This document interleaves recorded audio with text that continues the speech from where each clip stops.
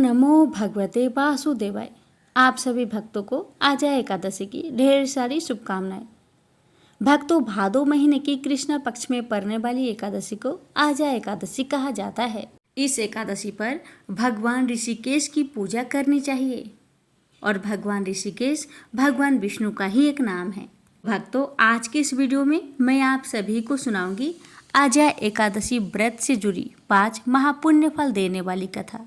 इन कथाओं को एकादशी व्रत में अवश्य सुनिएगा, क्योंकि इन कथाओं को सुने बगैर आपका व्रत अधूरा है।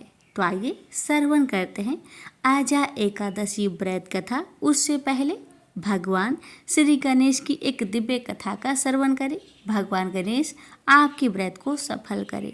प्रेम से बोलिए ओम गणेशाय नमः। एक बुढ़िया माई थी। वह बहुत गरीब थी, आंखों से अंधी थी। उसका एक बेटा और एक बहू थे। वह बुढ़िया सदैव गणेश भगवान जी की पूजा किया करती थी। एक दिन गणेश जी प्रकट होकर उस बुढ़िया माई से बोले, बुढ़िया माँ, तू जो चाहे सो मांग ले। बुढ़िया माई बोली, मुझे तो मांगना नहीं आता भगवान, कैसे और क्या मांगू। तब गणेश भगवान जी बोले, अपने बेटे और बहू से पूछकर मांग लेना। तब बुढ़िया माई ने अपने बेटे से कहा, बेटा, गणेश जी कहते हैं तू कुछ मांग ले, बता मैं क्या मांगू। बेटा ने कहा, माँ तू धन मांग ले। बहू से पूछा तो बहू ने कहा, सासू माँ नाती मांग लो। तब बुढ़िया माई ने सोचा कि ये तो अपने अपने मतलब की बात कह रहे हैं, अतः उस बुढ़िया ने पड़ोसन से पूछा तो उन्होंने कहा कि बुढ़िया माई, तू तो थोड़े दिन तक जिएगी, क्यों तू धन मांगे और क्या नाती मांगे। तू तो अपनी आंखों की रोशनी मांग ले, जिससे तेरी जिंदगी आराम से कट जाए। अब बुढ़िया माई काफ़ी सोच विचार के बाद भगवान से बोली, भगवान, यदि आप मुझसे प्रसन्न हैं तो मुझे 9 करोड़ की माया दे, निरोगी काया दे, अमर सुहाग दे, आँखों की रोशनी दे, नाती दे, पोता दे और सब परिवार को सुख दे, अंत में मोक्ष दे। यह सुनकर तब गणेश जी बोले, बुढ़िया माँ, तूने तो हमें ठग दिया। फिर भी जो तूने मांगा है वचन के अनुसार सब तुझे मिलेगा। और यह कहकर गणेश जी अंतर्ध्यान हो गए। उधर बुढ़िया माँ ने जो कुछ मांगा वह सब कुछ मिल गया। हे गणेश जी महाराज, जैसे आपने उस बुढ़िया माँ को सब कुछ दिया, वैसे ही आपकी कहानी कहने वाले, सुनने वाले, हुक्कार भरने वाले सभी भक्तों को देना। आजा एकादशी की व्रत कथा। कुंती पुत्र युधिष्ठिर बोले कि हे जनार्दन, अब आप मुझे भाद्रपद मास की कृष्णा पक्ष की एकादशी के बारे में बतलाए। उस एकादशी का क्या नाम है तथा इसकी क्या विधि है, सो सब विस्तार पूर्वक कहिए। श्री कृष्ण बोले कि हे राजन, भादो की कृष्ण पक्ष की एकादशी को आजा कहते हैं। इसके व्रत से समस्त पाप नष्ट हो जाते हैं। वो मनुष्य इस दिन भगवान की भक्ति पूर्वक पूजा करते हैं तथा व्रत करते हैं, उनके समस्त पाप नष्ट हो जाते हैं। इस लोक और परलोक में सहायता करने वाली इस एकादशी व्रत के समान विश्व में दूसरी एकादशी नहीं है। इस एकादशी की कथा इस प्रकार है। प्राचीन काल में एक चक्रवर्ती राजा राज्य करता था। उसका नाम हरिश्चंद्र था। वह अत्यंत वीर, प्रतापी तथा सत्यवादी था। उसने अपने स्त्री तथा पुत्र को बेच डाला। वह स्वयं एक चांडाल के यहाँ कफन लेने का काम किया, परंतु उसने इस आपत्ति के कामों में भी सत्य को ना छोड़ा। जब इस प्रकार रहते हुए उसको बहुत वर्ष हो गए तो उसे अपने इस नीच कर्म पर बड़ा दुख हुआ और वह इससे मुक्त होने का उपाय खोजने लगा। वह उस जगह सदैव इसी चिंता में लगा रहता था कि मैं क्या करूं, एक समय जबकि वह चिंता कर रहा था, गौतम ऋषि आए। राजा ने इन्हें देखकर प्रणाम किया और अपनी दुख की कथा सुनाने लगे। महर्षि राजा के दुख से पूर्ण वाक्य को सुनकर अत्यंत दुखी हुए और राजा से बोले कि हे राजन, भादो के कृष्ण पक्ष में एकादशी होती है। एकादशी का नाम अजा है। तुम उसी अजा नामक एकादशी का विधि पूर्वक व्रत करो तथा रात्रि को जागरण करो। इससे तुम्हारे समस्त पाप नष्ट हो जाएंगे। गौतम ऋषि राजा से इस प्रकार कहकर अंतर्ध्यान हो गए। अजा नाम की एकादशी आने पर राजा ने मुनि के कहे अनुसार विधि पूर्वक व्रत तथा रात्रि जागरण किया। उसी व्रत के प्रभाव से राजा के समस्त पाप नष्ट हो गए। उस समय स्वर्ग में नगारे बजने लगे तथा पुष्पों की वर्षा होने लगी। उसने अपने सामने ब्रह्मा, विष्णु, इंद्र, महादेव जी आदि देवताओं को खड़ा पाया। उसने अपने मृतक पुत्र को जीवित तथा स्त्री को वस्त्र तथा आभूषणों से युक्त देखा। व्रत के प्रभाव से उसको पुनः राज्य मिला। अंत समय अपने परिवार सहित स्वर्ग लोक को गया।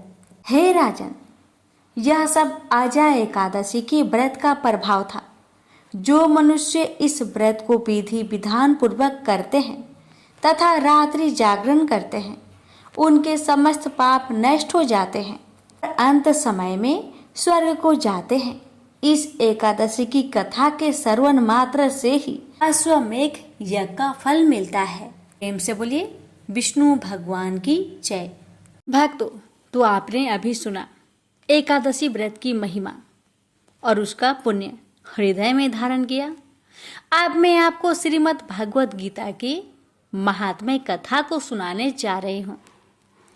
शास्त्रों में कहा गया है कि गीता का एक एक अध्याय स्वयं तीर्थ के समान है और जो भक्त इसे श्रद्धा से सुनता है उसे असीम पुण्य, ज्ञान और पापों से मुक्ति प्राप्त होती है।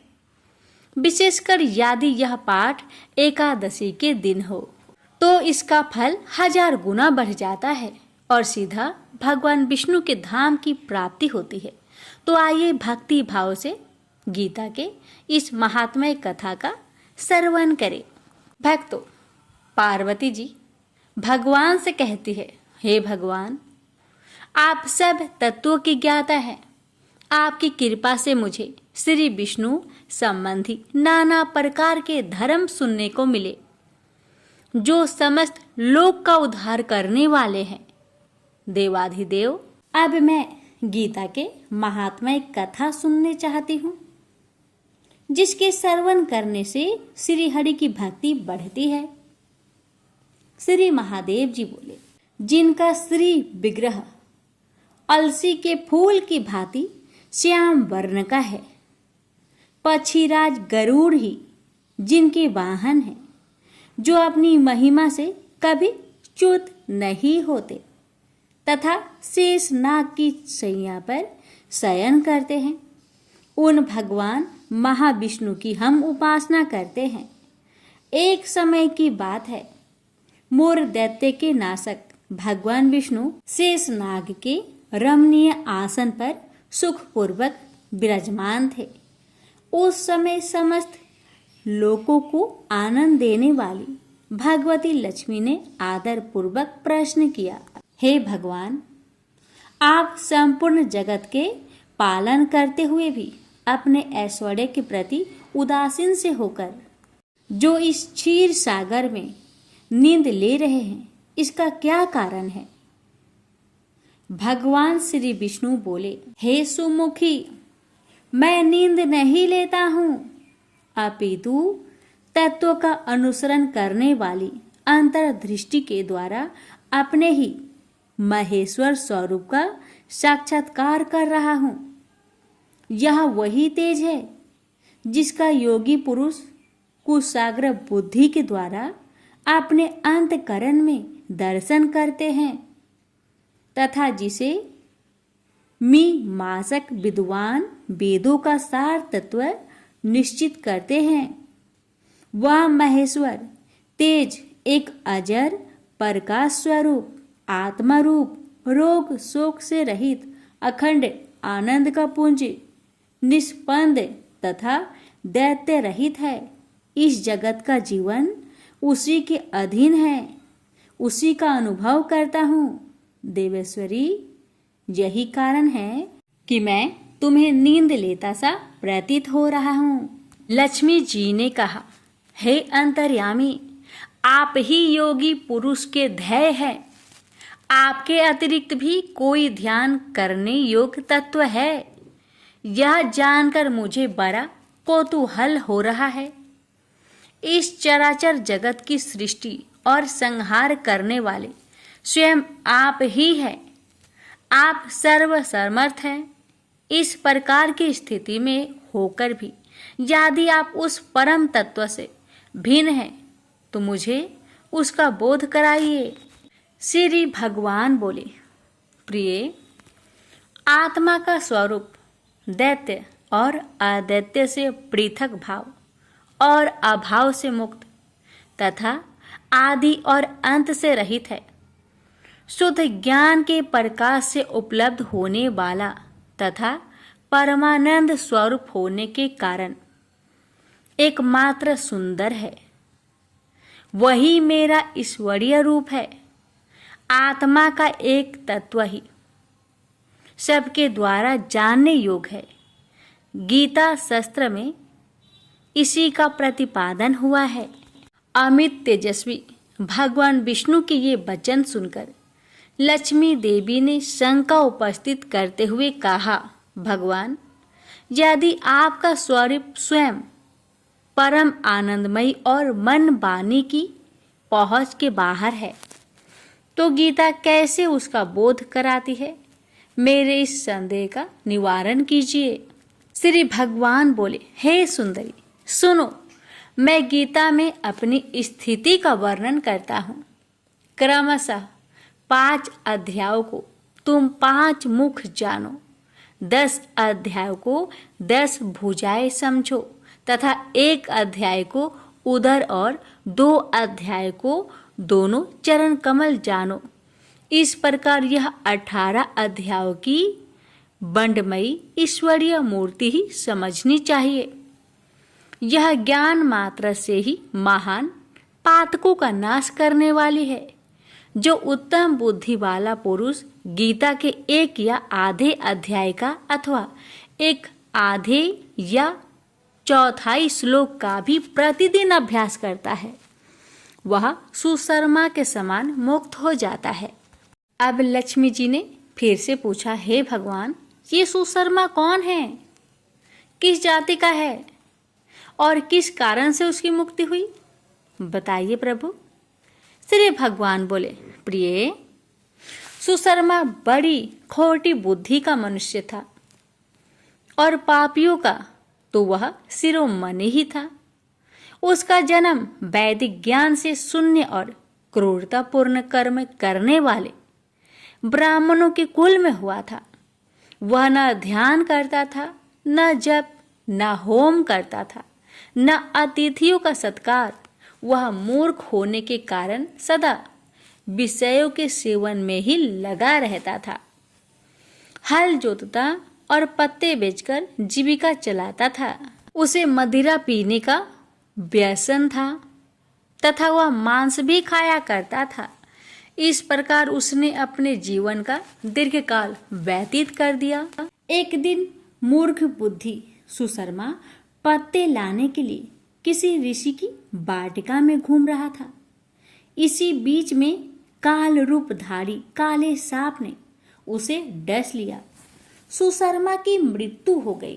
तदंतर वह अनेक नरकों में जा पहुंचा। वहां की यातनाएं भोगकर मृत्यु लोक में लौट आया और वहां बोझ ढोने वाला बैल हुआ। उस समय किसी पंगु ने अपने जीवन को आराम से व्यतीत करने के लिए उसे खरीद लिया। बैल ने अपनी पीठ पर पंगु का भार ढोते हुए बड़े कष्ट से 7-8 वर्ष बिताए। एक दिन पंगु ने किसी ऊंचे स्थान पर बहुत देर तक बड़ी तेजी के साथ उस बैल को घुमाया। इससे वह थककर बड़े वेग से पृथ्वी पर गिरा और मूर्छित हो गया। उस समय वहां कौतूहलवश आकृष्ट हो बहुत से लोग एकत्रित हो गए। उस जन समुदाय में से किसी पुण्य आत्मा व्यक्ति ने उस बैल का कल्याण करने के लिए उसे अपना पुण्य दान किया। तत्पश्चात कुछ दूसरे लोग ने भी अपने अपने पुण्य को याद करके उन्हें उसके लिए दान किया। उस भीड़ में एक वेश्या भी खड़ी थी। उसने अपने पुण्य का पता नहीं था, तो भी उसने लोगों की देखा देखी उस बैल के लिए कुछ पुण्य त्याग किया। तदंतर यमराज के दूत उस मरे हुए प्राणी को पहले यमपुरी में ले गए। वहां यह विचार कर कि यह वेश्या के दिए हुए पुण्य से पुण्यवान हो गया है, उसे छोड़ दिया गया। फिर वह भूलोक में आकर उत्तम कुल और शील वाले ब्राह्मण के घर में उत्पन्न हुआ। उस समय भी उसे अपने पूर्व जन्म की बातों का स्मरण बना रहा। बहुत दिनों के बाद अपने अज्ञान को दूर करने वाले कल्याण तत्व का जिज्ञासु होकर वह उस वैश्या के पास गया और उसके दान की बात बतलाते हुए उसने पूछा, तुमने ऐसा कौन सा पुण्य दान किया था? तब वैश्या ने उत्तर दिया, वह पिंजरे में बैठा हुआ तोता प्रतिदिन कुछ पढ़ता है, उससे मेरा अंतकरण पवित्र हो गया। उसी का पुण्य मैंने तुम्हारे लिए दान किया था। इसके बाद उन दोनों ने तोते से पूछा। तब उस तोते ने अपने पूर्व जन्म का स्मरण करके प्राचीन इतिहास कहना आरंभ किया। तोता बोला, पूर्व जन्म में मैं विद्वान होकर भी विद्वता के अभिमान से मोहित रहता था। मेरा राग देश इतना बढ़ गया था कि मैं गुणवान विद्वानों के प्रति भी ईर्ष्या भाव रखने लगा। फिर समयानुसार मेरी मृत्यु हो गई और मैं अनेकों घृणित लोकों में भटकता फिरा।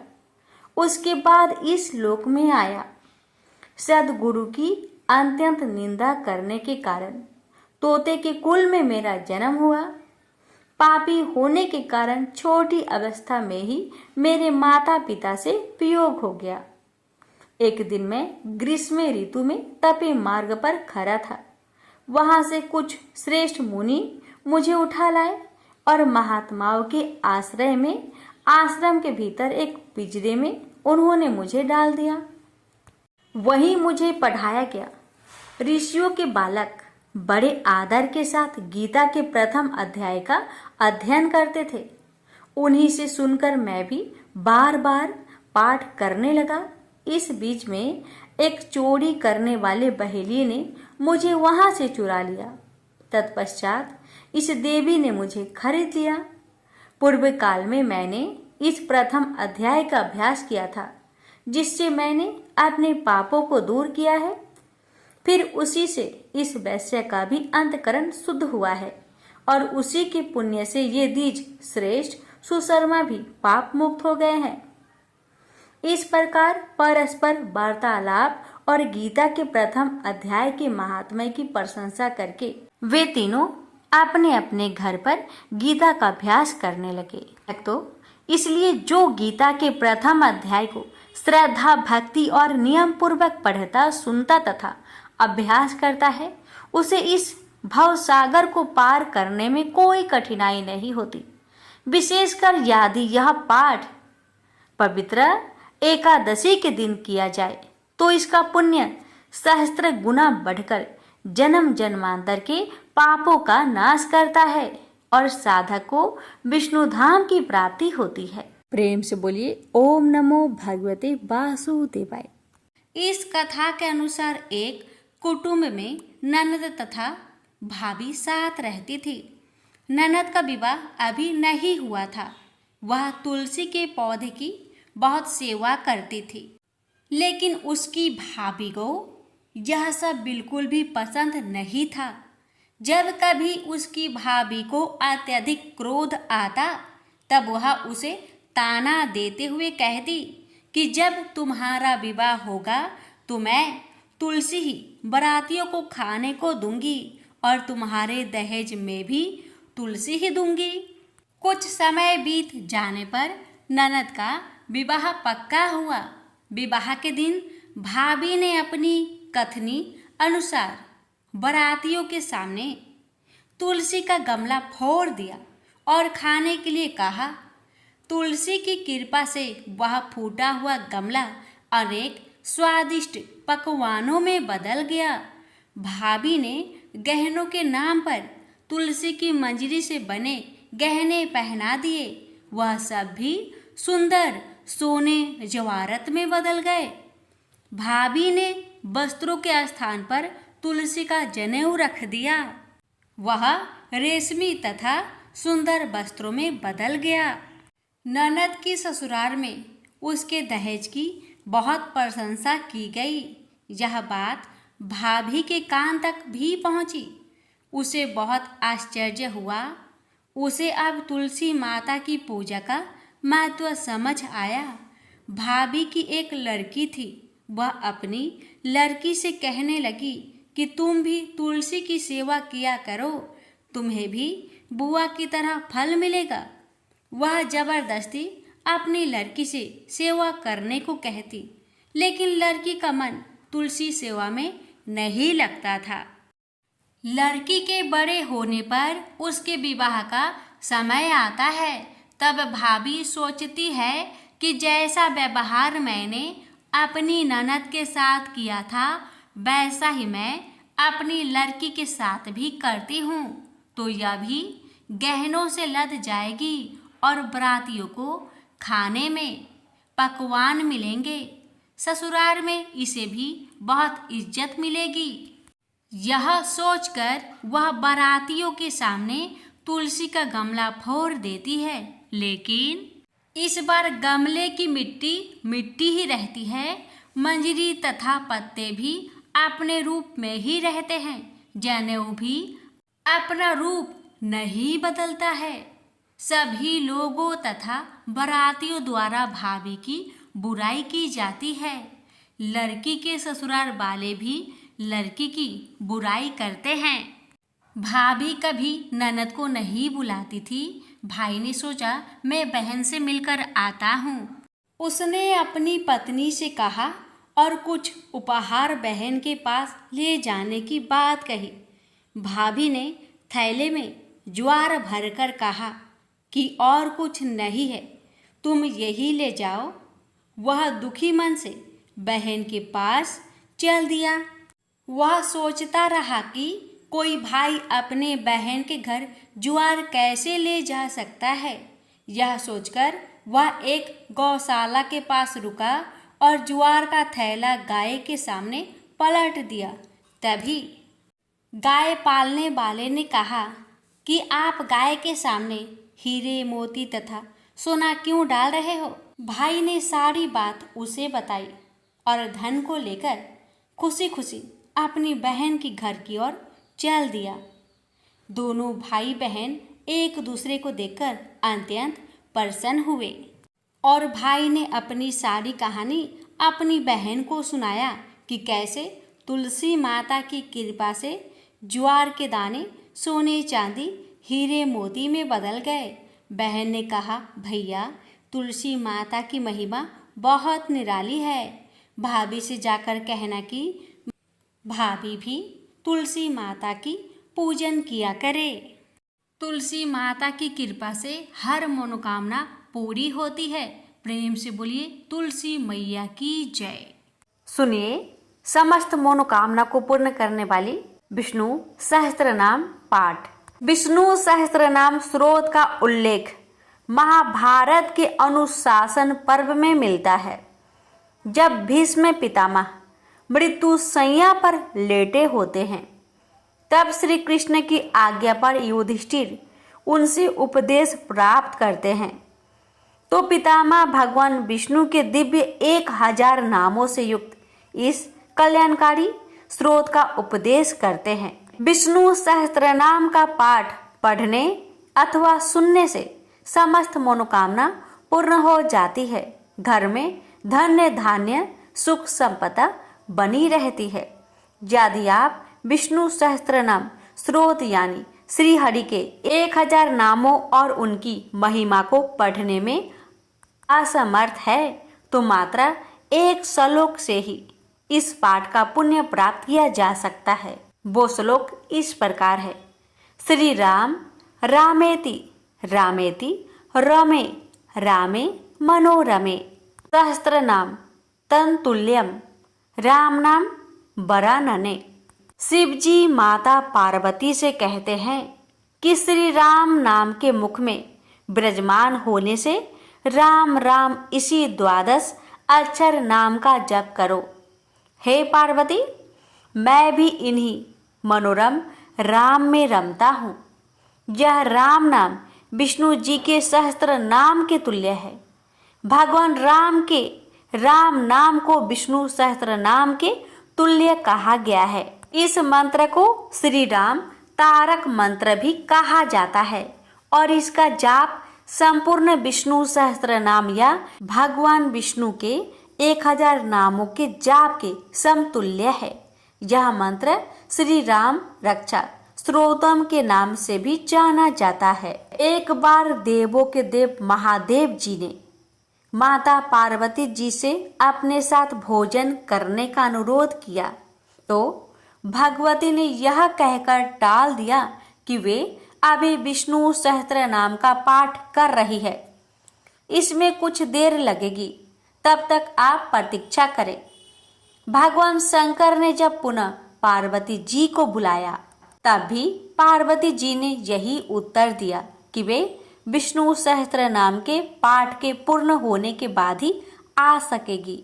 शिव जी को उस समय बड़ी जल्दी थी, भूख लग रही थी और भोजन ठंडा हो रहा था।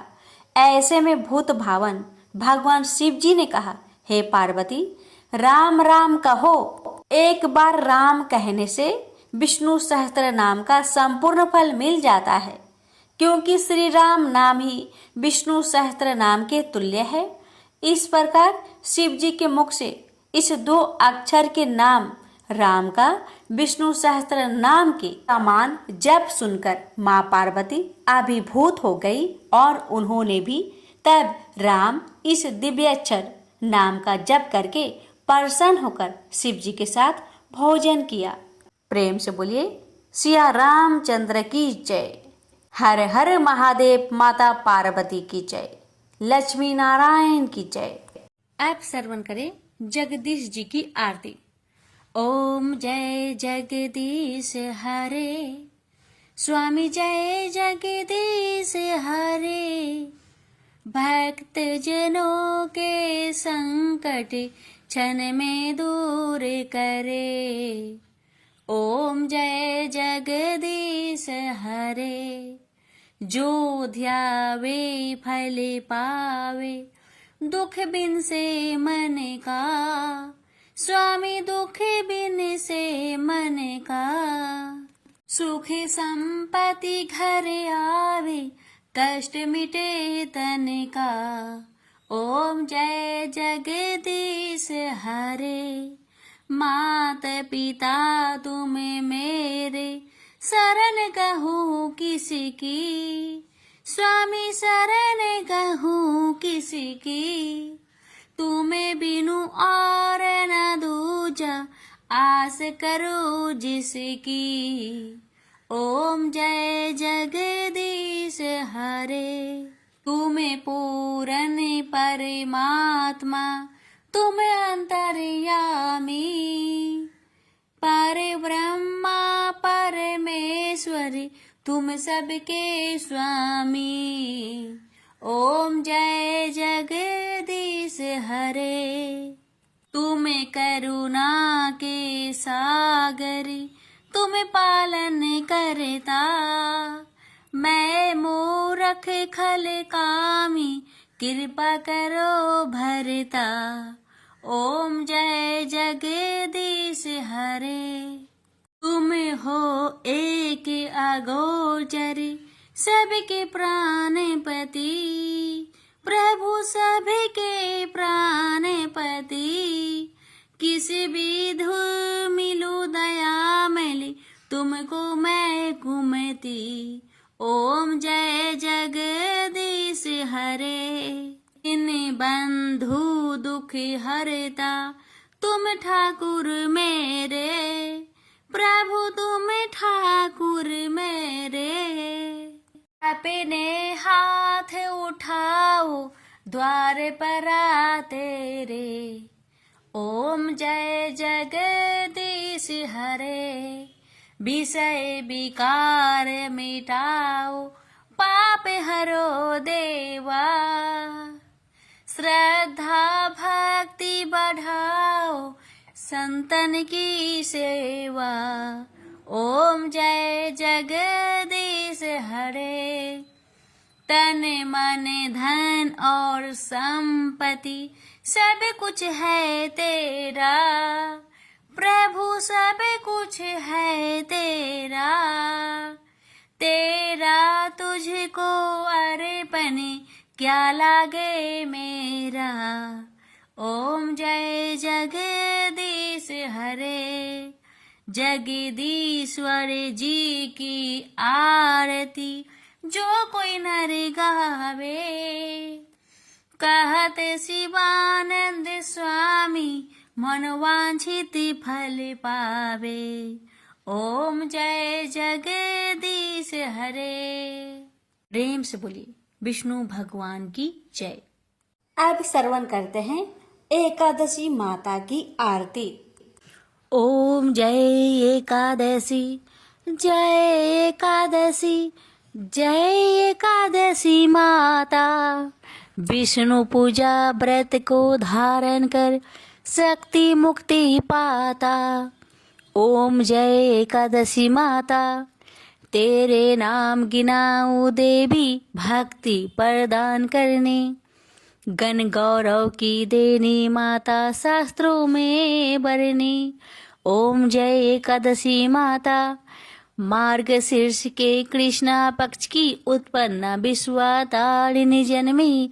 शुक्ल पक्ष में हुई मोक्षदा मुक्ति दाता बनाई।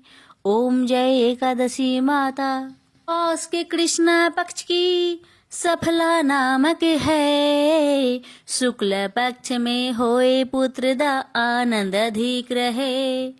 ओम जय एकादशी माता, नाम सटटिला माघ मास में कृष्ण पक्ष आवे। शुक्ल पक्ष में जया कहावे, विजय सदा पावे। ओम जय एकादशी माता, विजया फाल्गुन कृष्ण पक्ष में शुक्ल आमल की। पाप मोचनी कृष्ण पक्ष में चैत्र महाबली की। ओम जय एकादशी माता, चैत्र शुक्ल में नाम कामदा धन देने वाली। नाम बरुथनी कृष्ण पक्ष में वैशाख महावाली। ओम जय एकादशी माता, शुक्ल पक्ष में होई मोहिनी अपरा ज्येष्ठ कृष्ण पक्षी।